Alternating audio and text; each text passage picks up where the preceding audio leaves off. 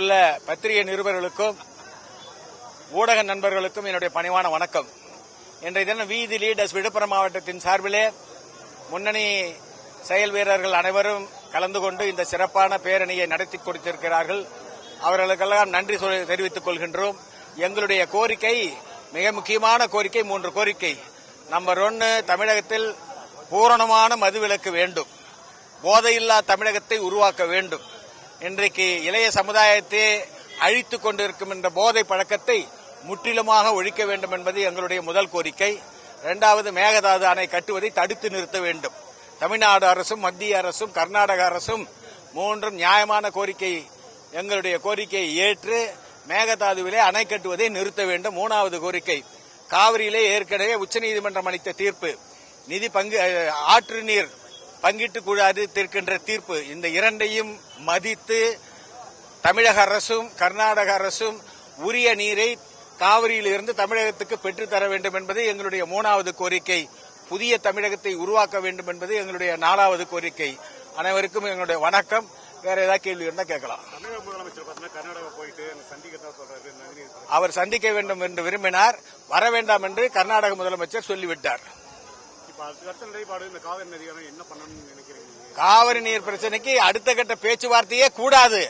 ஏற்கனவே 2 ஆற்று நீர் எப்படி பிரிக்க வேண்டும், எந்த மாதத்திலே எவ்வளவு தண்ணீர் நமக்கு வேண்டும் என்பது ஏற்கனவே நிர்ணயிக்கப்பட்ட புள்ளி விவரங்களோடு உண்டு. அதோடு உச்சநீதிமன்ற தீர்ப்பையும் இருக்கின்றது. இதற்கு மேல்முறையீடே உச்சநீதிமன்றத்திலே இடம் கிடையாது. மறுபடியும் ஏதாவது பேச்சுவார்த்தை அல்லது நீதிமன்றம், இதையெல்லாம் சும்மா அம்பக்கு வேலை. அதையெல்லாம் நடத்தக்கூடாது. தீர்ப்பை மதித்து உரிய நடவடிக்கை எடுக்க வேண்டும் என்பது எங்களுடைய விருப்பம். அதுதான் அண்ணாமலை வீதி லீடர்ஸ் சார்பிலே வைக்கின்ற மிகப்பெரிய கோரிக்கை.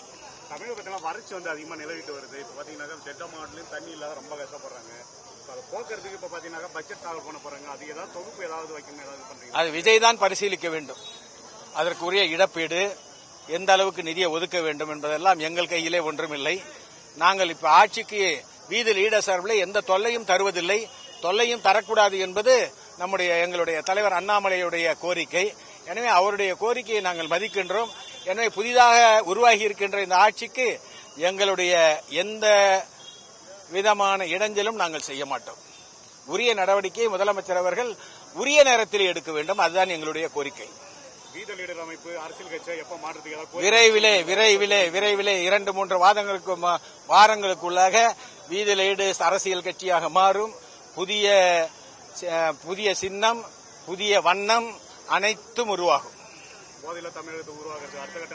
அண்ணாமலை ஆட்சிக்கு வந்தால் பாருங்கள், வந்தவுடன் பாருங்கள், புதிய தமிழகம், போதையில்லா தமிழகம் நிச்சயமாக சத்தியமாக அவர் உருவாக்குவார்.